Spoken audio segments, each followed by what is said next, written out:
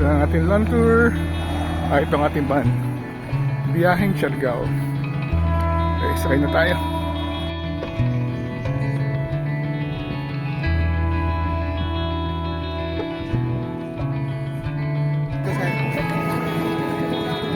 Good morning! Welcome to Sugbalagon, Siargao! Mabuhay!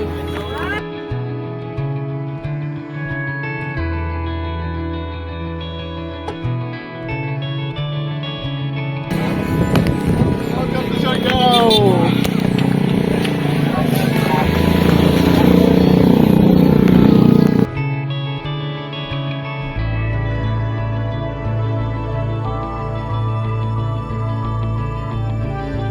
Hello mga ka-senior, today is another big adventure day dito sa Surigao.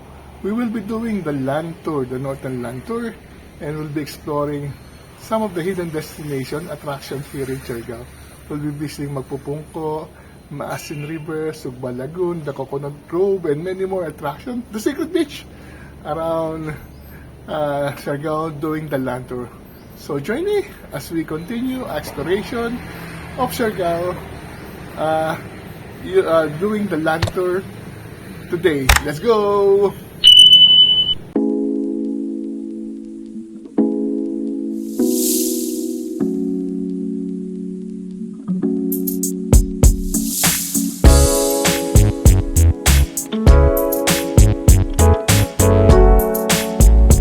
Ito ang ating land tour. Ito ang ating van. Biyaheng Siargao. Okay, sakay na tayo.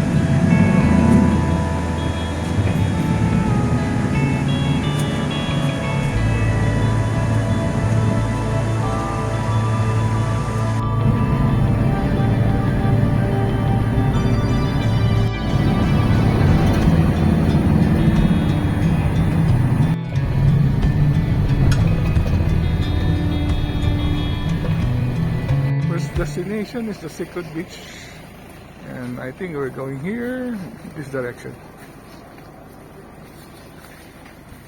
The activities that you can do here: snorkeling, swimming, firefly and plankton watching, paddle boarding, crystal kayak. Here at the Secret Beach. On to the Secret Beach. Looks interesting.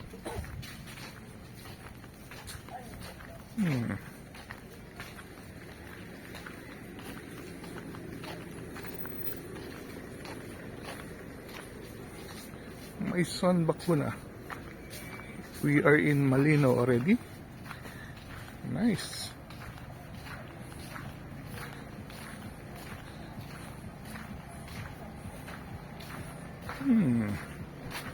Quite interesting.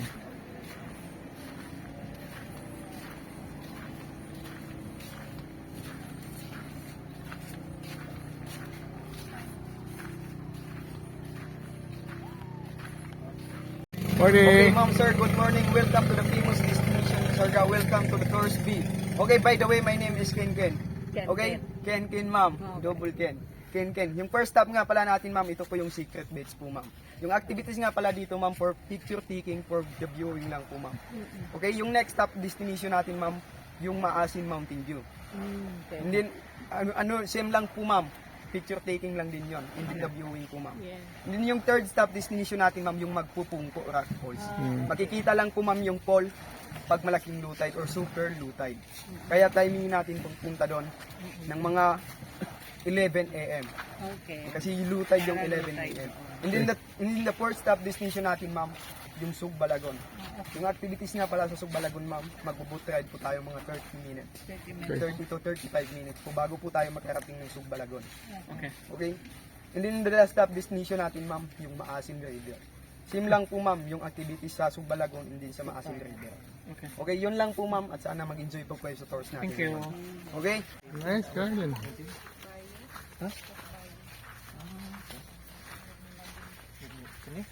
These are pandan trees. Nice garden.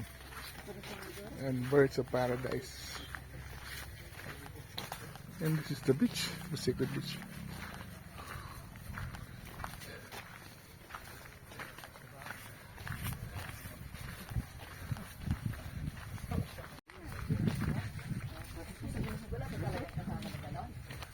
Coconut. Nice beach. Cool, clear water with some mangroves.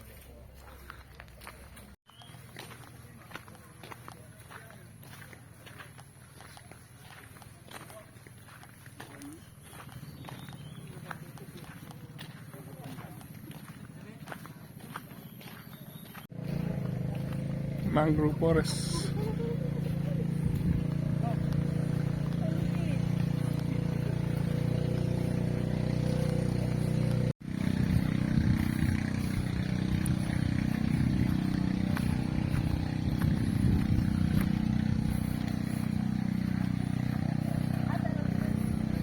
Good morning. Good to see you again. Hello.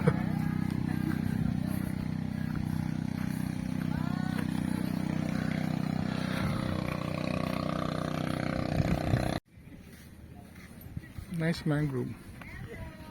It's a mangrove forest actually. It's a mangrove park.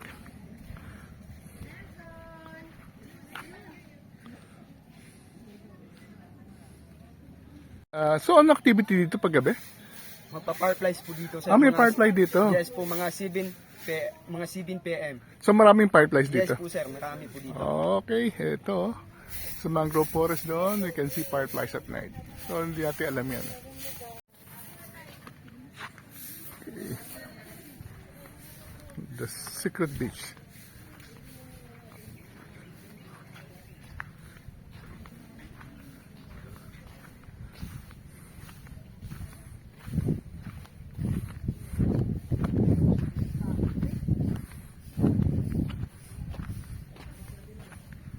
Nice water. Very cool, clear water. Hi, we are here at the hidden secret beach. Dito sa, it's no longer General Luna, but it's the town next to General Luna. Very nice place because it's very quiet. Very nice mangrove forest.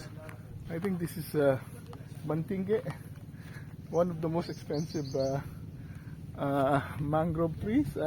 This is being used to make bonsai, and we're very happy that this place has plenty of bonsai mangrove varieties. I can see at least 10 varieties of mangroves in this area, in this secret beach here in Siargao.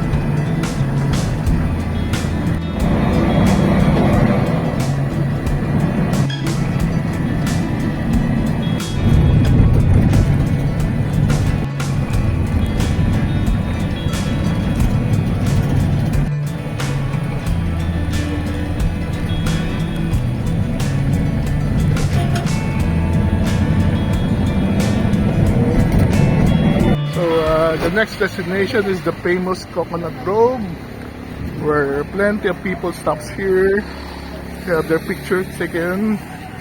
And this place was badly damaged by the typhoon that hit Siargao a few years ago, but now I can see that the coconuts are starting to grow back to its full glory. Here,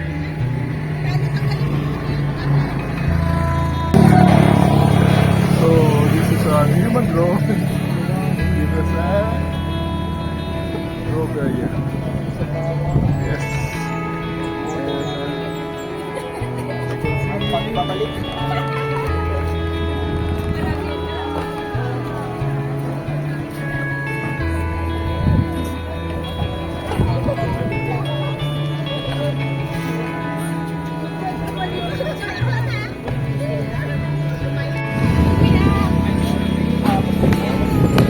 Welcome to Siargao.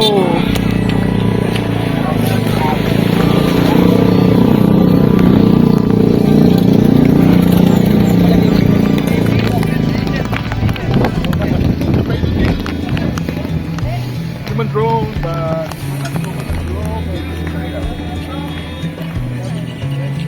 yan kuya? Siupaw na buko ang laman. Siopaw na buko ang laman. So titikman natin. Magkano yan kuya? 15 pesos. So pabili po na isa. Tikman natin ang siopaw na buko ang laman. kayo kuya gumawa? Sawa ko, sir. Asawa nyo. So matagal na kayong gumagawa niyan. Araw-araw ko dito magtinda, sir. So titikman natin ang siopaw na buko ang laman. Isa lang ko kuya, titikman lang natin. Mag siopaw, buko ang laman. Ayan. Titikman natin ang gawa ni kuya. So titikman natin ang siopaw na buko ang laman.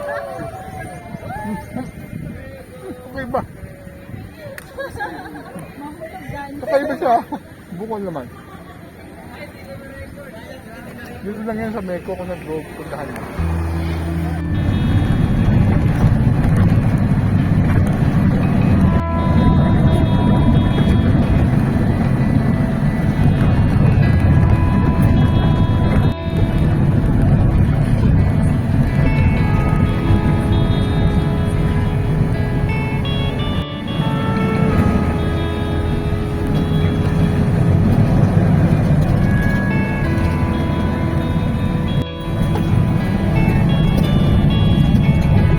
Arrived in Del Carmen for the Suba Lagoon tour. So we're starting here. We're taking a boat to Suba Lagoon. I'm not sure.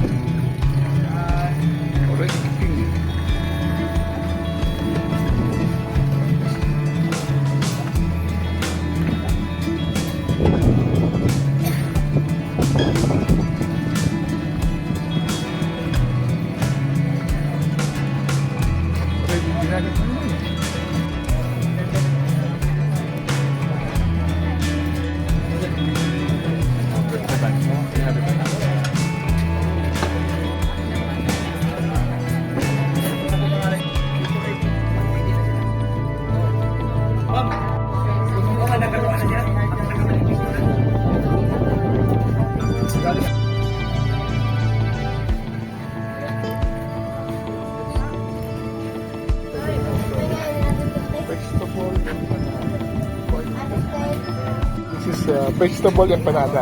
Yes po, vegetable. Yan. Wait lang.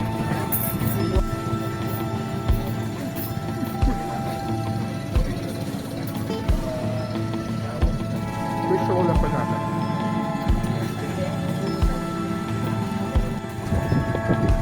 So, we're taking a boat to Suba Lagoon. Kaya nagreklamo. Gawin na namin ito pa sa inyo. Magulang na mo kung ano sila mo na kayo. Dito pa ng init, dito pa ng langon, dito pa ng init. Ano ka mo na sinapuro?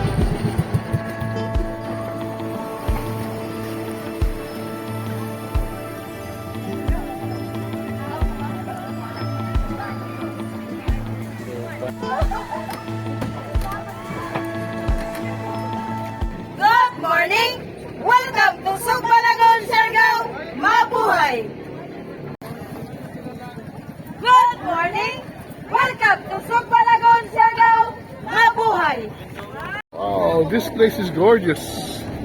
Absolutely beautiful. So we arrived here using these boats, and here are more boats coming in. And these are the greeters. Welcome to Sopalagon, Siargao! Mabuhay!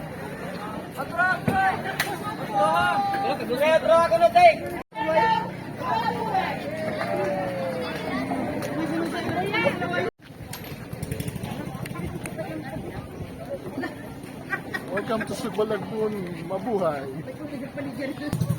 Here at Sugbalagon in Del Carmen, and this place is absolutely stunning. One of the most beautiful places I've been in the Philippines, and I'm very happy that I was able to book a lantern that took us here. Coming here is it's not that easy. You have to take a van, and then when you arrive at Del Carmen, you have to arrange a boat going to Sugbalagon. Travel time by boat is about 30 minutes, and then we'll be greeted by this wonderful, beautiful view of Sugbalagon. Imagine that I never realized that this place like such beautiful like this exists in the Philippines. So kudos to the local government unit of Del Carmen for maintaining the beauty and the pristine of this place, because they don't allow people to bring in single-use plastic. They're very strict about number of people riding the boat, and everything's been arranged wonderfully by the local government unit. So kudos and welcome again to Sugbalagon here in Del Carmen. Gorgeous little place.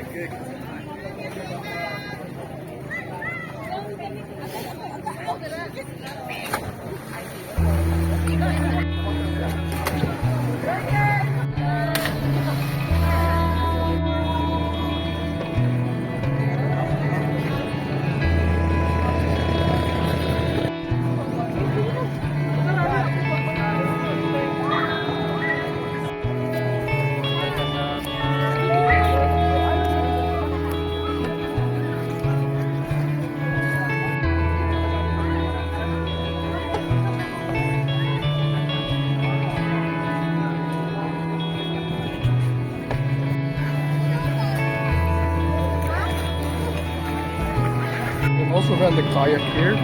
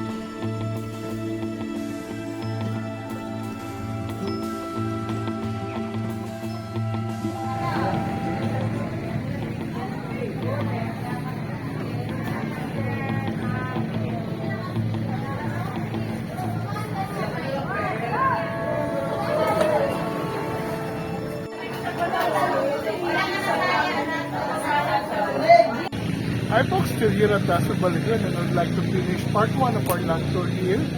I'm very happy that we finally decided to book a land tour with a very good agency. So the land tour consists of several destinations, but the highlight I believe is Balaguan, and we're glad that we were able to come here. It is such a wonderful paradise that you can see how beautiful the place is. So we started very early. We were picked up at our hostel at around before 8 o'clock, and then our first stop was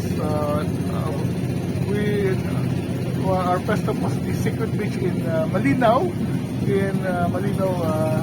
southern portion of Siargao, and then after that we made a brief stop at the Common Grove station, wherein we were able to have a photo taken by the human drone. So I was also able to taste the delicious coconut coco siopaw, which is about only 15 pesos.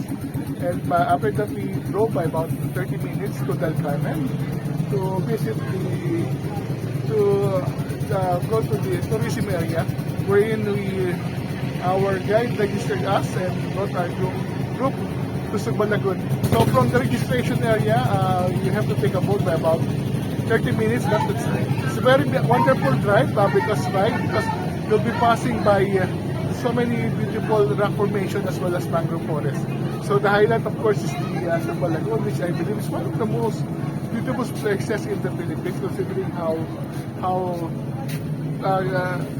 emerald the water is.